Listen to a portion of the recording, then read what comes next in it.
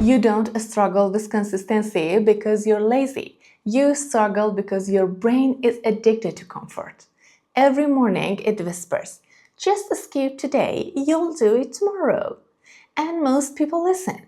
When I first tried building new habits, I thought I needed more motivation. I watched videos, wrote goals, hyped myself up, and 2 days later, I quit again. Then I realized motivation isn't the problem, the system is. Your brain will always choose what's easy unless you make doing the right thing easier than quitting. So here's what worked for me. I stopped chasing motivation and started lowering friction. If I wanted to write, I opened my dock before bed. If I wanted to work out, I put my shoes by the door. The trick isn't to be stronger, it's to make starting stupidly easy. If this hit you, don't just scroll, hit subscribe.